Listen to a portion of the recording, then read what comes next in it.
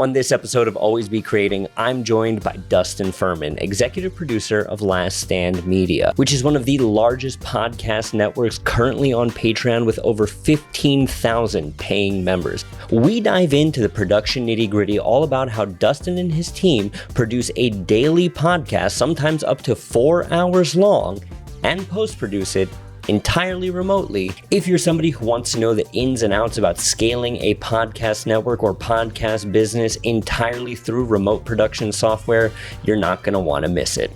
Now, let's get into the episode.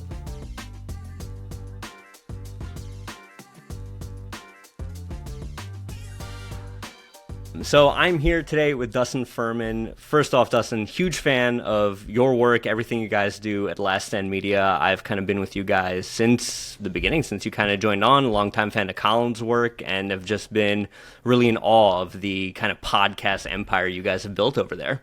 Yeah, thanks. Thanks for having me. It's been a crazy ride these last few years, just, with all the different shows and stuff like that. So yeah, thanks for having me.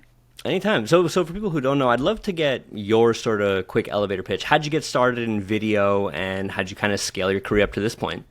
Oh man, I'll try to be a quick answer. I mean, it can go real far back to like discovering Windows Movie Maker and finding Kingdom Hearts clips online, and then making like Linkin Park music videos. That's kind of really the origin of where it all began. But I really got actually interested in doing video production in high school. In particular, the school I went to in 11th to 12th grade had an awesome video program that included a morning announcement show and different video 1, video 2, stuff like that. And my teacher there, Mr. Robbins, was awesome. He could tell that I was really interested and I was serious about it, and he kind of took me under his wing and really helped me out. That's like where I first used Premiere, learned about audio and running soundboard and so all kinds of different stuff. So it was really through him that I learned the basics. And then it was shortly after high school that I got I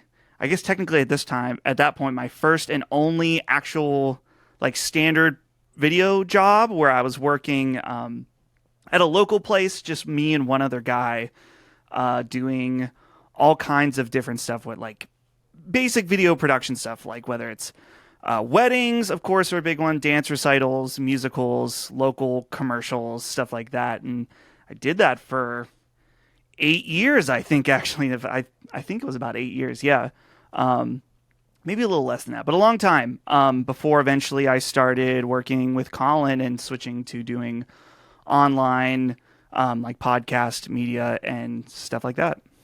Were you scammed like I was on film school, or did you avoid that trap? Almost. I was almost scammed at film school because I was going to community college right after high school, and I wanted to do the film route. Like in particular, here in Pittsburgh, there's like Point Park University and Robert Morris are two really big schools that have big either video or film programs, and I really wanted to, but it was just so expensive that I thought, well, I'll do community college first and then look at that in 2 years and we'll make a decision then.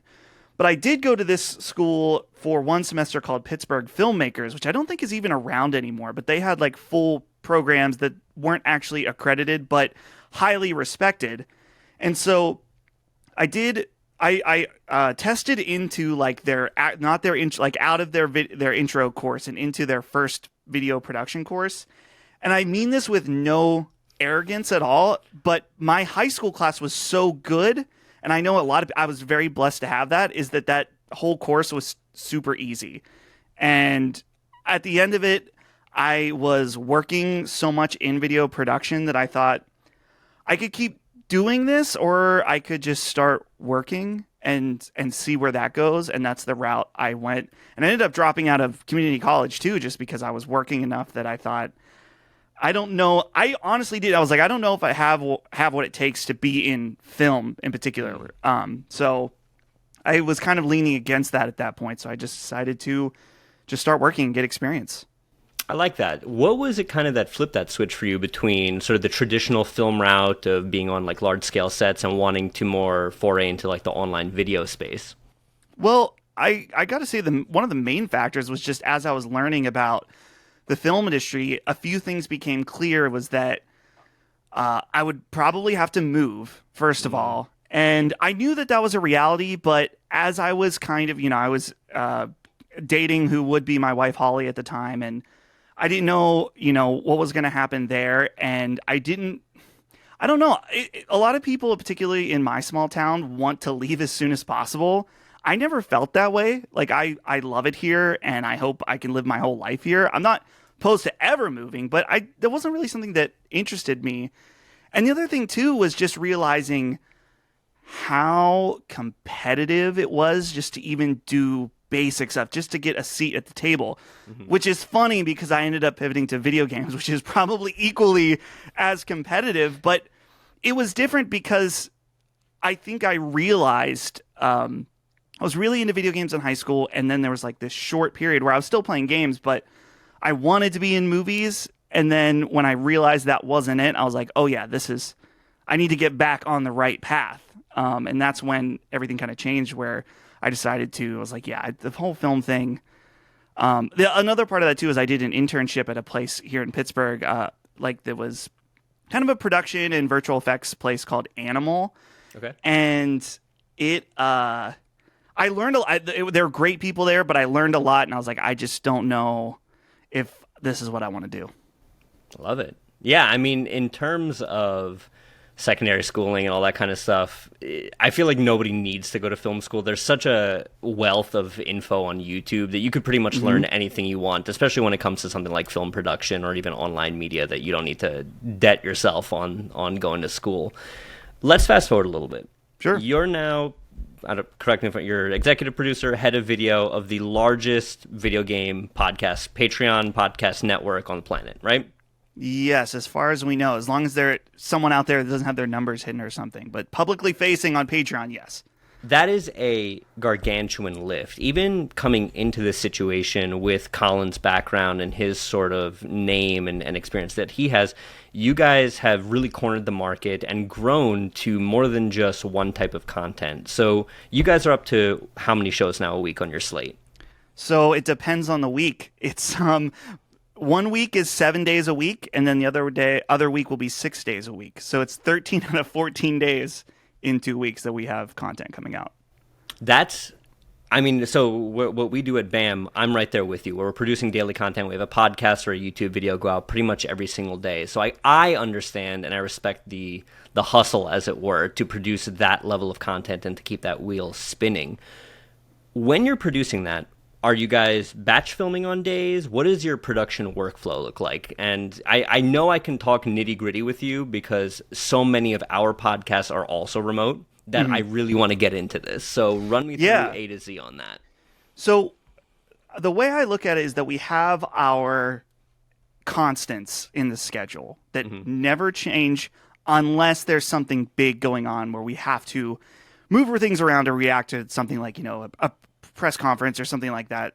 So, for example, like Sacred Symbols always records on Thursdays. Pretty much always. Like I said, there's been a few instances a year where we'll move things around, but we can always plan me, Colin, Chris at 1 p.m. on Thursday are recording. And the same goes for Defining Duke on Wednesdays, and now also with Punching Up, that's every other Monday we are recording. And so those are like the most consistent. We know these are going out every week for sure. And the subject matter, well, it's different. It's just like these are the mainstay shows. These we want to keep as consistent as possible. Things get a little different when it comes to our bonus Patreon shows. So like Sacred Symbols Plus and Defining Duke Ultimate, in that we have a little more flexibility with those. So Sacred Symbols Plus, we do 2 episodes a week. So one releases Wednesday and one releases Saturday. So we have Monday, Tuesday, or Wednesday to record those 2 episodes. And often those are a lot more, we bring in a lot more people, a lot more guests. So it's nice having that flexibility for guests to be able to, like, one of those 3 days we can fit them in. So there's that. And then the other thing that really helps as far as the scheduling aspect is just that, I guess this comes in with what I was saying earlier about consistency, is that like no, Maddie and Cog understand part of their working relationship with us is that they always do this. And then every other week on Fridays, they record Defining Duke Ultimate, right? So it's like we're a team of freelancers, and there's like our core team, which is me, Ben, Micah, and Colin. And it's just that mutual understanding of like consistency, everybody doing what they need to do. Like, for example, another example of this is just Ben, our associate producer. He is super reliable. I always know that when I go to get the episode ready, he handles all of our audio production. That when I go and I check our Google Drive to get it up on Patreon, it's always going to be there. And if there was something wrong or something happened, he's going to let me know as early as possible. And when you're doing content 13 out of 14 days, that kind of consistency is absolutely essential. So that was a whole bunch of things all at once. But I don't know if you have a more specific aspect you want to get into. Yeah, I mean, let's really start unpacking that into the nitty-gritty in the sense of you've got Ben, you're on Sacred Symbols, but I know you guys take really in-depth and well-fleshed out timestamps. Are you having somebody go through on the back end when it comes to producing those timestamps and re-listen to the show, or do you have somebody kind of waiting in the wings, sort of dictating the whole thing? So here, you understand production, so you'll understand. Very often I tell people I hate timestamps, and they don't understand why, and you will understand why. So here's the process of, I'll explain timestamps as I just explained the production project or aspect, is that Sacred Symbols, we'll say, records at 1, and we record for who knows how long, 4 hours sometimes, 4.5 hours. So when that's done, we'll all upload our audio. We record everything locally, and it's recorded on an app like we are now. Really? And yeah, so we always have doubles. I want to come back to that. Okay, we can come back to that. Let's focus on the timestamps instead. I won't go into this. We'll get nitty gritty in a minute. Timestamps are done by Ben when he's fine editing the audio.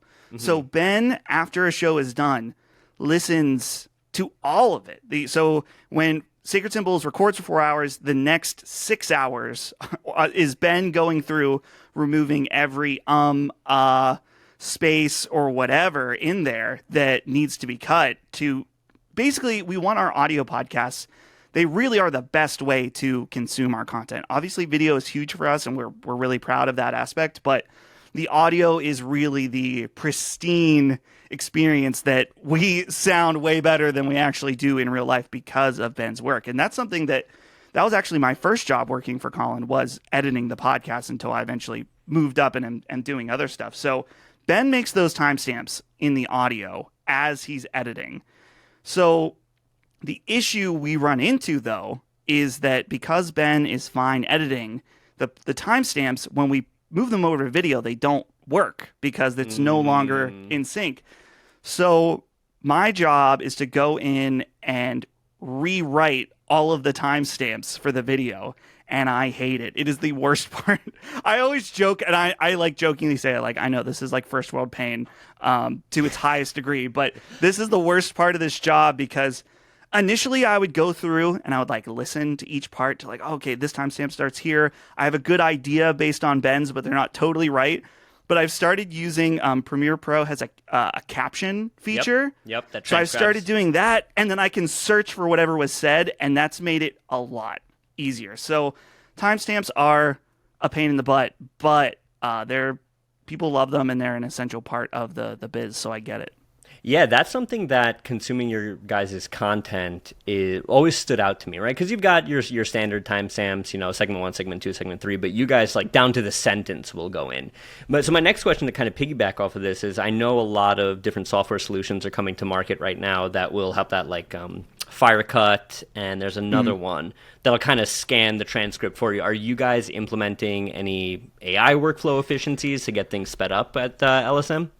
I guess that theoretically could be possible, but the problem too is just that there are. So I've not really looked in to see how efficient they work now. It would have to be pretty complex because we have 3 separate tracks that would need to be cut and then still remaining synced together. So I'm assuming, AI now, I'm sure that something like that is definitely possible, but there's other things too where, first of all, the AI, we would still need someone to go and do timestamps, regardless of that. And so that's part of it. And then there's also times where we make very few cuts in our shows, but they do happen. For example, on Punching Up on Monday, I totally wrote down a totally wrong number when it came to sales data. And Gene was like, I don't think that's right. And so I realized, I was like, we'll just restart this part. And that's usually the case of why we have a cut. So it would need to, I guess we would need to factor in those cuts as well. But I don't know. I'm curious about something like that, but I just don't know. I don't know if it's as good or would be as clean as having, an actual person do it. Yeah, I mean, in my experience, it's definitely a proof of concept where like, oh, the 2 years from now version of this is going to be scary good, where it'll get like the silences, the ums and the ahs pretty well done. It'll generate timestamps based on the transcript, but yeah, it's definitely not 100% there. So let's keep expanding on this because so you guys record for, let's say, 4 hours. Ben's editing for 4 hours. Episode goes live the next day. That's roughly the turnaround time. Yeah, that's crazy. Dude, it's getting more tough now, especially this year because we've added 2 additional shows this year, and not all of them are next day air. And that's one thing that I've been trying to push, not always successfully, is just that when it comes to Sacred Symbols Plus, I always try to, when we're scheduling, be like, listen, if we can schedule these, so let's say the Wednesday episode we record Monday, and the Saturday episode we record Tuesday. Mm-hmm. So we're avoiding, it's like we have so much stuff that is next day. If we can give ourselves a little breathing room in the production side, it's ideal. It doesn't always happen with guests and stuff and the way we line things up, but it is something that I'm always trying to push for.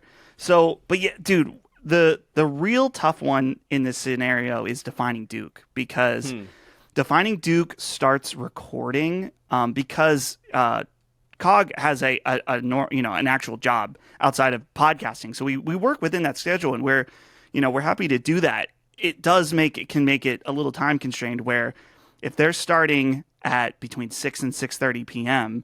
and they're done around 9 or 9:30, sometimes past 10, we're getting that. So Ben has to, Ben is the unfortunate, like he's the one who suffers the most because his job takes the longest when it comes to the audio. But Duke becomes this particularly tough because I wish there was a reality where all of our shows could be scheduled the night before and nothing is done the day after. But it's just Ben's still working on those timestamps and getting that audio ready. So it's like, well, Thursday morning, that's when it all comes together. And the other thing too is just that, like for Sacred Symbols, when we're recording that, I will get the video ready on Thursday night and get that exported. It has to be uploading the night before. But I honestly just don't have the energy to make a thumbnail on Thursday nights normally. Like after it's draining. Yeah, after podcasting for 4.5 hours, doing whatever stuff before the Duke stuff in the morning, and then doing all the production for Sacred, I'm like, I don't. Our thumbnails, are silly and weird and stuff, and I'm like, I just don't have that energy anymore. So I'll do it the next morning, which is fun, but also sometimes the pressure's on because if I can't think of anything funny, it's like, So I don't know. Maybe that's a good thing. Maybe it's not. I don't know. But it's tough. The turnaround time is definitely one of the most difficult aspects. Yeah, I mean, I can totally speak to that. Obviously, when we need to put out a video on, like let's say Zillow earnings report just dropped, right? Our CEO needs to do a video on that. That's a very timely video. We need to get that turned around in a timely manner. So I definitely am right there with you in terms of the pressure is on to turn the video around, but it still needs to be turned around at a certain level of quality, regardless of the time that you have to do it in.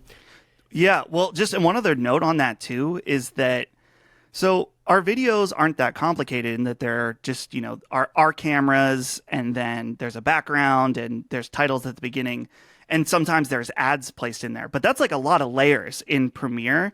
Yep. And so if you discover the next morning that maybe there's one layer that's active that wasn't supposed to be, or maybe your in and out point was slightly wrong, that's when the most stress starts happening for me, because I'm like, oh no, we got to render this 4-hour file and try to get it out by noon, because it's one of those things. It's like, yeah, it could be late, but we hate doing that. Like we want to be that consistent for people. And I think that the most impressive thing I can point to your business that you guys have built is how small your team is, right? It is shocking to me that so many people, they look at big companies like you, they look at big content production houses and they're like, wow, you guys must have 100 people working there. And then when you really dive into it, it's like, no, you really only need a handful of really tactical people. I like at BAM, I call them like my video SEAL team. Like if you know what you're doing, you'll hit the mark every single time. So I think that's awesome. Question before we get into gear. Yeah, go for it. So is the choice, because I know you'll see different styles of podcasts when they're done remotely, you'll have like the speaker switch of who's on screen the longest. Is it because you guys go so long that you keep all three people on frame at one time? The reason is just that it's the turnaround is, and I know that, both Zencastr and Riverside have options to kind of do the auto switching, but because the turnaround is so quick, that's one of the reasons, just that it's like to fine edit the video like that and do the different camera angles, which I know there's like live solutions you can do. I think StreamYard has something like that. Yep. But then we would probably need a producer for some shows, so that's adding another person in. The other thing too is that, and I don't know this would be the case for all of the shows, is that we get a lot of comments that was like, Chris's reaction when Colin said this was hilarious.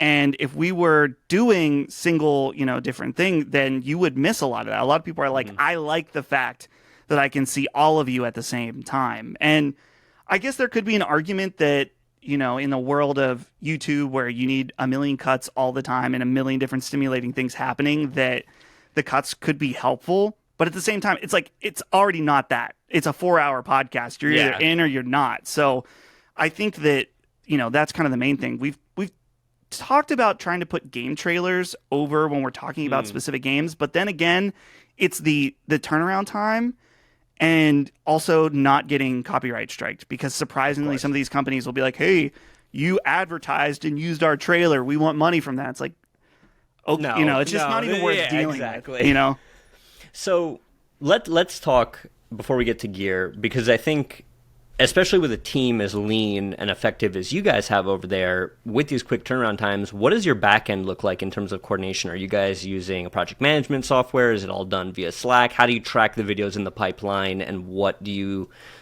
how far ahead do you know the videos are done and kind of get everybody on the same page? We probably should have some kind of organization. We do. I don't want to say we have no organization, but again, this comes down to just making sure everyone is doing the things they need to do and everyone's staying on top of communication. So like a big part as far as, phase one of an episode or something like that is Micah, who's our coordinator. She's the one really making sure that it's like, okay, what day can we record this? She's the one going and talking to everybody and making sure that everyone's good on the same page. And we all communicate we have like a staff Discord, which is where a lot of that communication happens. We also have a calendar for different recording stuff, but I think that only me, Micah, and Ben and Colin are on it. So just the core. So, and I guess that makes sense because everyone else is technically a freelancer who is involved in our shows. Not that they're not part of our team or family or whatever, that's just a different type of relationship. So they're kind of all expected, like, you when you're supposed to record, we've made that clear, and you show up and stuff like that. Having a project management software actually is not a bad idea. We've talked about doing stuff like that before. It's just it's one of those things that, for the most part, everything is pretty consistent. Like I said, it's like Thursday is always this Sacred Symbols, same time, same place. And so it's one of those things like we wouldn't need to catalog that really. The main communication as far as episode production work is it's just Ben and I. Once the show is recorded, it's just Ben and I doing everything at that point. And it's not that that's the only work that goes into a show. Colin puts a ton of work into prep, or Maddie or whatever. They're the ones that are all the pre-production stuff. And then as soon as production and post-production, it is really just Ben and I from that point till when it's on Patreon. It's all us. Are you a video creator looking to set your work apart, whether it's in your own freelance business or for a brand? Then you should check out BAMX. BAMX has the best courses, communities, and live stream in the entire real estate community. And I know what you're probably thinking, Bobby, but you don't sell houses. Correct. But I also create videos for the #1 real estate media site on the internet. And my DMs get flooded with people asking me, Bobby, how do you make those captions? Bobby, how do you set up your podcast? Bobby, what camera do I use? I answer all of these questions and more in BAMX. More to the point, you get access to me and all the other BAM creators through our private Facebook group. This is a resource that I wish was available to me when I was just starting out, and I hope that you'll join us there and find value in it. Use code Bobby23 for 20% off. Gotcha. All right, so let's jump into the production side of things here, because you guys are recording separate audio. What's that about? Because that is so interesting. Let's go for it. Okay, so the reason we do this is the plan was when we started doing remote, we knew we never wanted to lose an episode, because that's the bane of all podcasters is the my input wasn't selected right, or this wasn't right. Internet crapped out. Yep. Yeah. So it was on me to create a system of backups, and this is there are backups of backups, and I'm very happy with how this worked out, because we haven't. I don't think we have ever lost an episode since we implemented this. We've had to make amendments to episodes where certain people don't have like video or something like that, but we always have a workable version of everything that we do. So the way this works is we used to use Riverside. That's what we're recording on right now. But we had a bit of a problem where they were losing episodes on us. Like we had a few different times. Yep. And it doesn't always hit the mark with Riverside, yeah. Riverside is great in that it has the best feature set, without a doubt, of all of these apps. We actually, it sucks. We thought Riverside was really awesome until we were losing episodes, and we were already kind of annoyed because the sync, when you record so long on Riverside, the sync starts to get a little out. You got to do the clap at the end too and stretch the audio. Yeah. Yes. Yeah. And it's one of those things that it's manageable, but when you're doing as many shows as us, it's like we want as few barriers as possible in order to just make production easier. So we use Zencastr now, which we still also have problems with, but less problems overall. It's also we found to be the most to have the least amount of latency in terms of talking to one another. This seems pretty good though right now. It's been a while since I've used Riverside, but it's so interesting you say that, because we're the opposite at BAM, where I was all in on Zencastr, and then I started having those issues with file corrupted, your person skipped out, and they didn't have a chance to upload. The laundry list goes on and on. But with Riverside, I haven't quite had that issue. I like the backup thing, and I want to keep pulling on that there. Mm-hmm. Oh yeah. So I'll tell you about the backups of backups. Yeah. So everything's recorded on Zencastr. And for the most part, when I pull the video version, I'm just using the audio from Zencastr, those files. Yeah. At the same time, the gear we use, I don't know if it's in shot for you. We use Podcast Zoom P4. Or it's do you like the pod tracks? I was thinking about getting those. They have been the best solution that I've found for what we want to do. We've had a few issues with them, particularly, and I've talked to Zoom about this. These eat SD cards. Like something about the way they write. We have to buy V90s. We have to buy these expensive Lexar. Yep, the V90 ones. Yeah, we were finding it was just eating other ones, like totally busting cards. And so now we've been getting these expensive ones, and we still have had them eat a few cards where it's just they start getting corrupt. You reformat them, and they just don't work. So that's the only negative thing. But the important factor of the pod track is that you can use it as an interface, which is what I'm doing right now. So you're hearing me through the pod track, and you can record to SD at the same time. That's awesome. But it goes one layer deeper in that.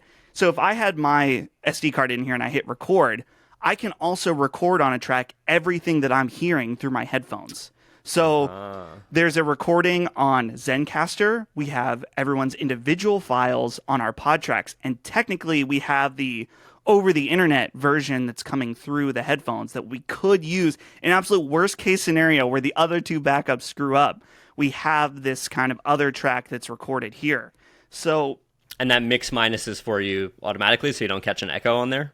Yeah, we haven't had any kind of issues with that at all. So, these have been, other than the SD card thing, these have been absolutely fantastic. Everyone on our team has one of these. And like I said, since we've done that, because like we've had problems where a Zencastr file is slightly corrupt. Well, we still have the audio. We still have like good native audio. Or we have an issue where one of these cards craps out, but we have the Zencastr audio. We always have a backup. And this hasn't happened to us yet, knock on wood. But in the case where Zencastr would crap out and someone's card would screw up, someone else would have a version of their audio. So someone else has the redundancy. I love that. Yeah. Yeah, I mean, so you guys have a pretty stable cast of characters, so I get the consistency of video stuff there. We're using the I've used Zoom, the Rode Pod. It's like the big interface. I can't think of the name right now. And it's overkill. It's for what it is. I've totally been looking into those Zoom ones. For video, what are you guys running? So video, we are all running our own different setups. For me, I have a stupid, ridiculous overkill. I have the Sony A7C as my camera, which is just totally unnecessary, but I also have a full frame webcam, so I completely get where you're coming from. Yeah, exactly. So that's what I use. Colin uses, we have got him one of the Elgato webcams, one of their nicer like 4K ones, and that's been great. We honestly, for the most part, aren't too concerned of the video quality, just because it's like whatever you want. If you want it to look like full frame like this, then by all means go for it. But we're also not trying to be like the best, highest production quality ever, just because people actually kind of like that about us, is that it's like you're getting a view of what a call would look like with us, not some kind of highly produced aspect. The audio for us is where it's like, that's where we want it to sound as good as possible, because that's, the primary means of consuming the content. Yeah, I call it the Barstool Sports effect. If you ever watch with Barstool Sports, it's like sometimes Dave Portnoy will be like on his iPhone and holding like a Shure mic, but it so lends that authenticity of it. Right, yeah. So you guys send out a audio package to all of your different cast of characters. They all have the Zoom. They all have a Shure mic. Are you using a cloud lifter with that, or just it's got enough juice in it to make it work? It has enough juice in it to make it work, because when we were buying everything, a lot of people were saying you got to have the cloud lifter in order to get this, to boost it up a little bit. And then when I was reading about the pod track or the Zoom P4, people were like, yeah, it has preamps in it that are good enough. And I've always been curious if it would sound better if we used one of those, but honestly, I should probably just get one and test it. But it's one of those things like it works and sounds great, so why fiddle with it any more than necessary? Yeah, if it ain't broke, don't fix it. Okay. Yeah. The backbone, I think, that's what I wanted to say before, is latency, right? How do you guys, what kind of internet are you guys running in terms of, do you guys all have fiber? Because I feel like regardless of the program, that's the one thing I always preach to people is like the biggest underestimation is you got to have good internet if you're wanting to make this work. Yeah, well, and that's the funny part is that I don't have that great internet. Really? It's not horrible. My download speed is awesome. Not the most awesome. It's like I think 300 down or something like that. So it's not bad. My upload speed is 20 megabytes. And you're uploading 4-hour files to Google Drive and then having that download. Wow. Okay. Yes, it sucks because it's funny. My parents live outside of DC, and so they have amazing upload speed. And so I'll be working remote there, and I'm like, oh, I just uploaded a video in 25% of the time here, maybe even faster than that. And it's like, damn, why can't we have something like that here? So for the most part, though, I found that unless you have something like truly horrendous, the 20 megabyte upload hasn't really affected my call quality or latency. It's really just making sure that everyone is hardwired. That's the thing too. Yep. That's the thing I was trying to tell everybody when we started to remote. I'm like, everyone needs to be hardwired. And then someone would sneak in and use Wi-Fi. And I'm like, no, I know you are not. I know, I can tell. This is your problem. You need to hardwire. So that's the absolute biggest thing is just hardwired. And for the most part too, we had weird issues every once in a while that we could not determine. Like one of the locations, Chris has moved around so much while we've done the show. One of his locations, we just consistently had problems with Zencaster. Like we tried talking to them, tried working with the ISP, and it was just randomly different things were disconnects and stuff like that. And then eventually he moved and it never happened again. So it's just kind of up in the air. But yeah, just the hardwired connection is probably the only essential aspect of it. Gotcha. Okay. So I want to move now into post-production, right? You guys have published it live. You guys have this dearth of content, but only recently have started a clips channel. I want to know the sort of editing ethos behind that, even one layer deeper on the business sense of things, where it comes into, you guys did the show for so long, why the clips channel now? What's the strategy behind putting content there? Yeah, we recently stopped doing the clips. Oh, really? We found that it wasn't really worth it, which is weird. This is one of those things where, at least to me, all common knowledge said, do a clips channel. Yeah. And I think the weird part is that I talk to my friend Jimmy Champagne all the time. He gets mentioned on our show. He's like a YouTube guru, understands all this stuff. And I talked to him about it. I'm like, I don't know why this didn't work for us. And he's like, well, a lot of the YouTube algorithm has changed, and it's not that you can't have a successful clips channel, but you need a lot more, probably a bigger following in order to get that going. So the ball rolling. Yeah, which is crazy because so he was saying like, yeah, it's now more, if you were to do clips, you should just do a few and do them on your primary channel because YouTube switched to I think you said to returning viewers. Like if you're a viewer and you watch a video and then you watch another one, then that's like a big signal to the algorithm to like, hey, you should come and we'll feed you more of this type of content.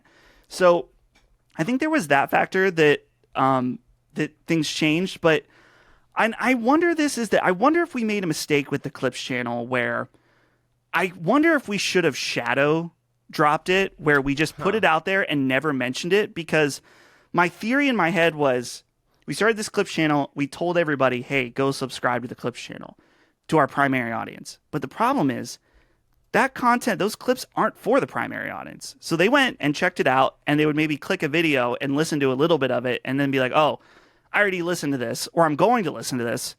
So they would then leave and then just listen to the primary episode or whatever.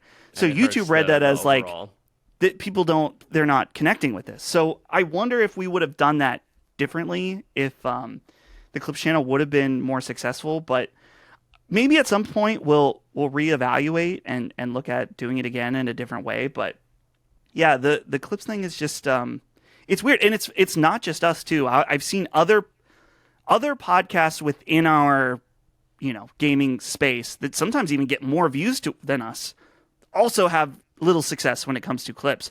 I'm really curious because Digital Foundry just launched a clips channel. So I'm watching that closely to be like, okay, what are they doing? Does it have long-term success? And if so, what are they doing different?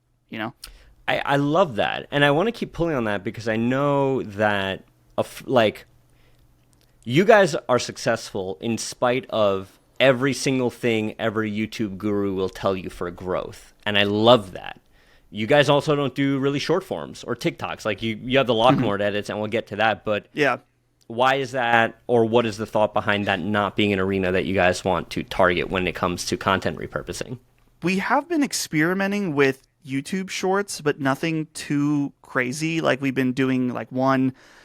Recently, it's been like almost one every other week or something like that. And so the primary thing of why we're not going full into it is just that as a company, we've been pretty anti like CCP Chinese government stuff. So I'm right there with you, so it's all good. I love it. So we just don't want to post on TikTok. Like that's a thing that's easily like, yeah, this probably could be good for us, but we just don't want to feed into that. So we have been doing that on YouTube Shorts, and I'm always just concerned because again, this is the thing I've talked to with Jimmy about, is that there's been instances of people that have a YouTube short that goes viral, which initially sounds like a great thing, and all these people sub to your channel, and then they realize they don't like it or they don't click on the videos. And so you have an inflated sub count and people that maybe are just clicking on your videos and not giving you good retention. And so that's something that I'm like, ooh, that would be really annoying if we had like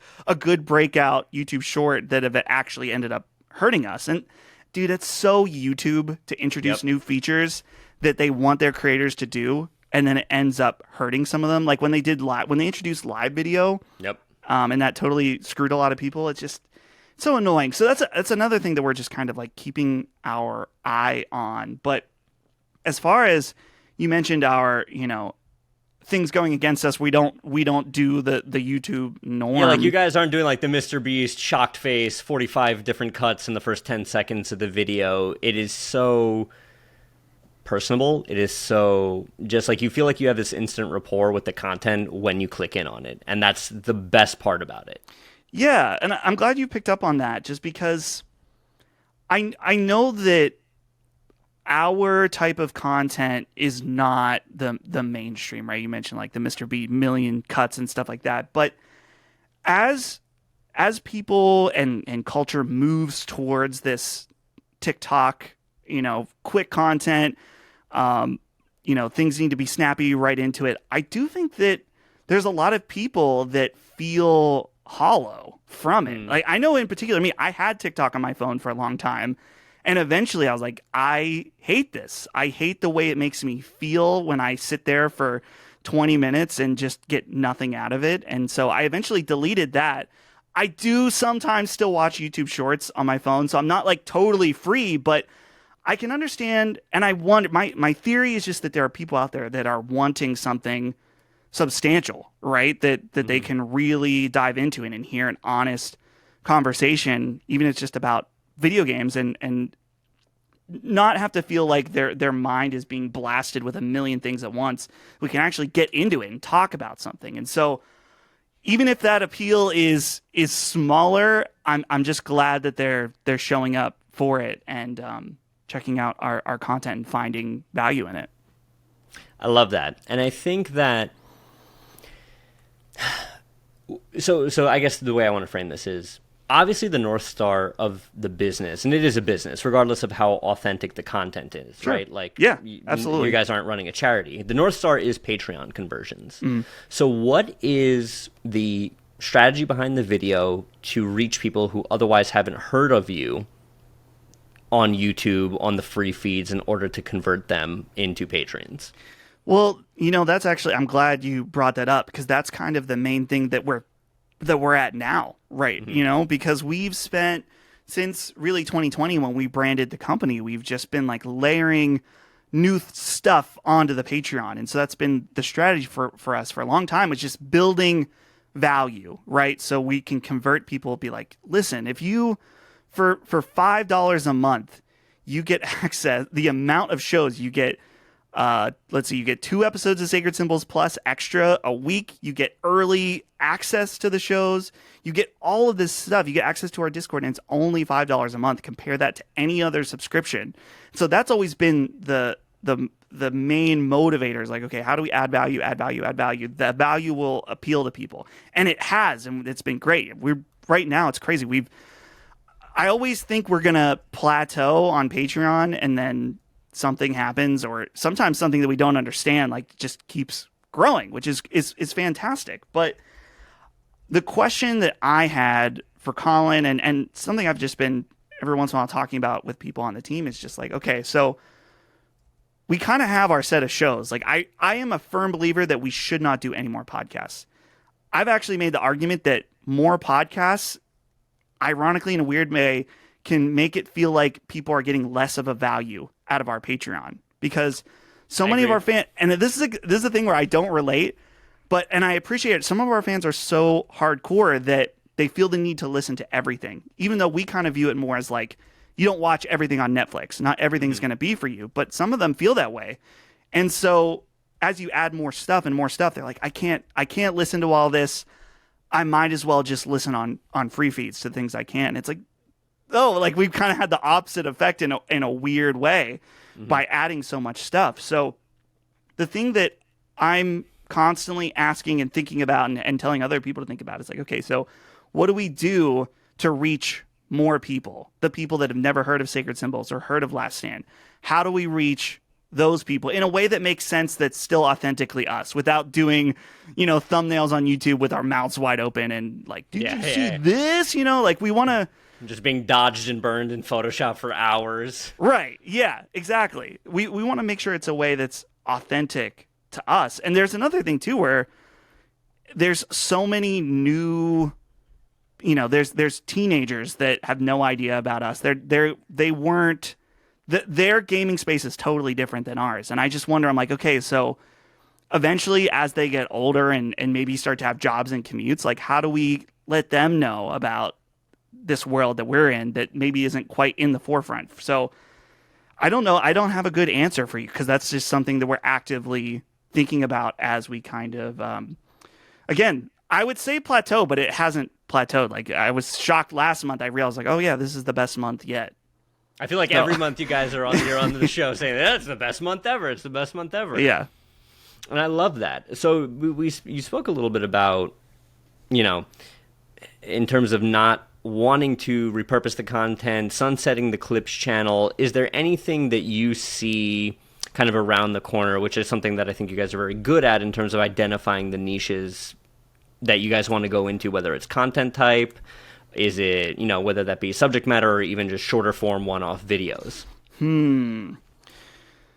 That's the thing, is that I don't actually feel all that compelled to do new types of content. And that's kind of the thing where it's not that I don't feel ambitious in any way. It's just like when I was talking to you earlier about 13 out of 14 days, I feel like we're kind of like at capacity in some ways as far as new content and stuff like that.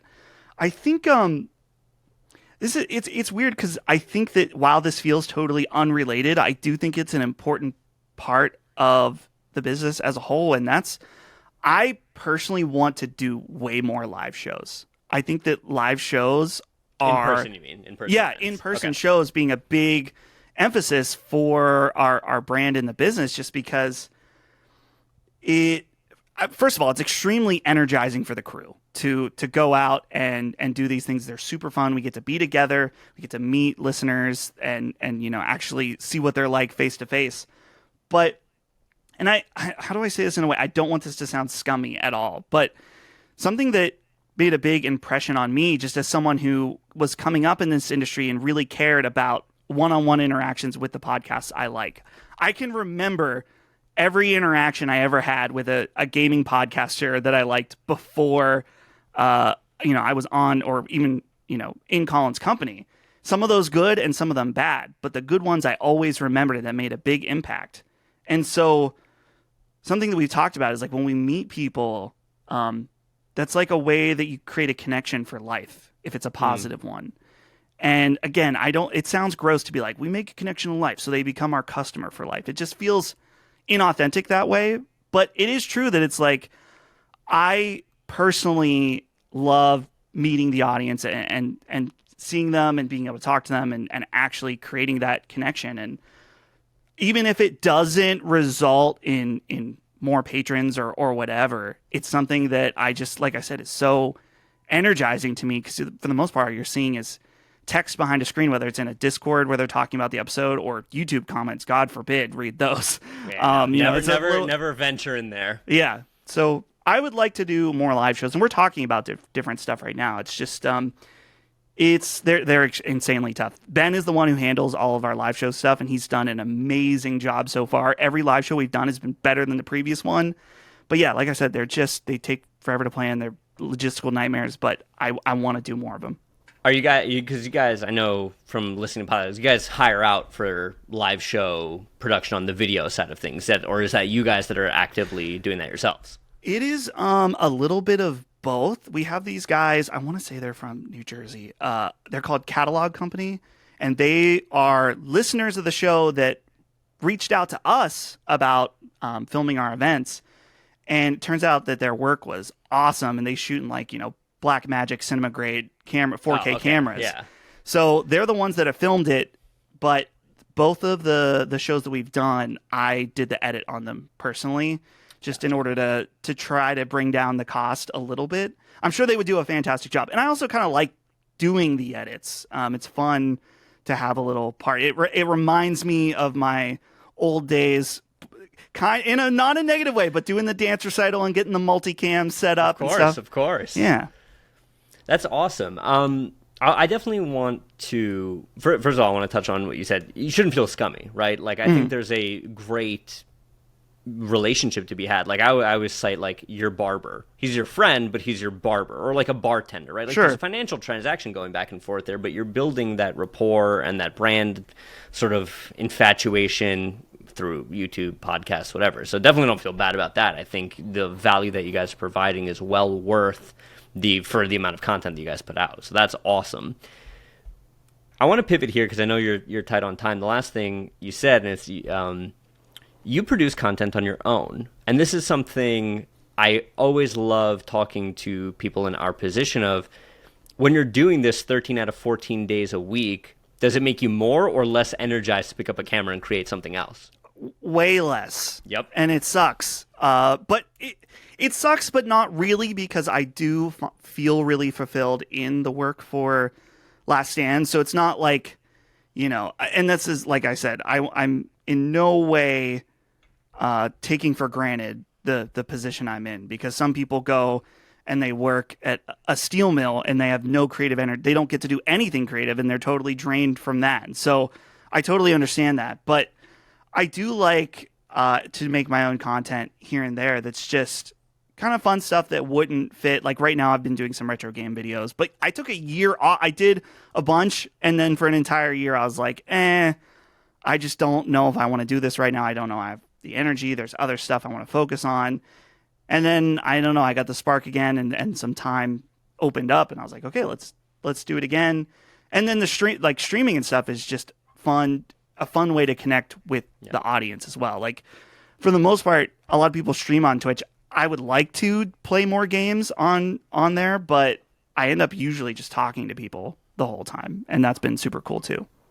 Yeah, I love that. So, last question here, because I know you got to run. Dustin Furman, executive producer of the biggest gaming Patreon on the planet. What's your advice to kids or even people who are looking to switch careers into video production for online media? What are the skills to sharpen first? What's the best way to set yourself out? If you could talk to 15-year-old Dustin, what's the advice you give to that person looking to break into it right now? Let's see. The advice to any young person. Well, first of all, you don't need to go to school necessarily. I'm not saying it's a bad idea either. We were talking a little bit about that, but especially now, the amount of resources online, YouTube is just an amazing tool. But I don't know. There's like a million different types of advice I could go for. Like, I would say if you're doing hardcore video production, your skill set, don't be disappointed when you realize that half of your skill set needs to be troubleshooting all the time. That was one of the biggest eye openers when I was working in production. It's like, okay, so I edit and shoot half of my time, and the other half of the time I'm solving problems with either equipment or software. And it's always a problem that has never happened before.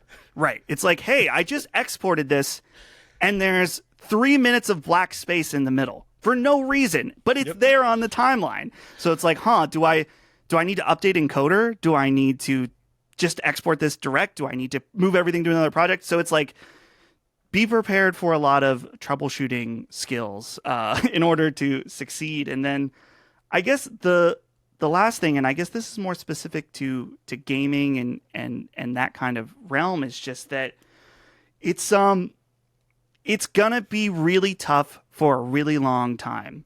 For my journey, or whatever you want to say, getting into games media, was I heard a podcast called Podcast Beyond, and I discovered that people talked about video games and wrote about them for a living. I was like, okay, how do I do that? So I started a podcast with my friend Brandon, and we realized, like, we started it, and it seemed obvious, like, oh, well, people will just naturally come listen, right? It's like, no. We made that podcast for years with 20 downloads, and half of them were our own phones, downloading the episode. And it can be really discouraging when you're like, why am I putting all this effort? But it's like, that's when you really learn how to walk the walk and actually how to do it, whether it's learning to talk into a microphone and sound somewhat competent, which I'm not really all that good at yet, but I'm still trying, that's like a process always, is like trying to figure out how to talk, well on a microphone. But also the production aspect is just it. When you've made a podcast for 3 years, even if it's for nobody, that's 3 years of experience making podcasts. So you have to stick with it even when no one's listening, because that's how you actually learn how to do it. No one's going to give you a job or care about you when you're just like, oh, I've never done this before. Why would anyone give you? And that's the thing. That's something I had to learn. It's like, I'm really not that interesting or very good at this. So I guess it's just this long process of figuring it out. But, it's that and having the confidence to really lean into it, and also just the endurance to stick with it is the tough part. Like I said, we started that podcast in 2014. And so I was trying to get into games media stuff in some degree. And so it might've been before that. It might've been 2013. It was like over 5 years of making content. Like you work really hard and maybe you make little strides, you get some review codes or something, and you make a video that you think is awesome. And then it's like, 50 views on YouTube for a brand new review of like Control. That was one of the big disappointments. I worked so hard in this review for the game Control, and then it just totally flopped. But hey, that's kind of the thing, is that you have to have the passion for the creation before anything else, or else it's not going to be good at all. So that's the long-winded answer. No, that's perfect. And I think time is the great filter with all of that, right? Like you'll see the let's start a podcast meme, and then 3 or 4 episodes in, they run out of steam because they realize how hard it is. But the people who stick with it long enough to get something out of it. Dustin, you are, first of all, do you want people to find you? Please plug all of the LSM goodness. Yeah, so all of the Last Stand stuff is, you can search Last Stand Media on YouTube and you'll find us. Or if you're interested in the Patreon aspect, it's patreon.com/laststandmedia. As for me, I'm on Twitter or x.com, whatever it is now, Dustin Can't Fly. And that's also where my YouTube channel, where I'm doing some retro gaming videos where I go out and find overly priced PS1 games and not be able to resist buying them. So that's available as well. I love it. The work you guys do at Last Stand is phenomenal. The content gets better even as the team remains lean. That is such a shining point, regardless of the topic, that I think everybody in production should look to say, you just got to get really good and really passionate about one thing, do that every day, and just drill down on it. Dustin, thank you so much for your time, and hope to have you back on again sometime. Yeah, definitely. Thank you for having me. I appreciate it.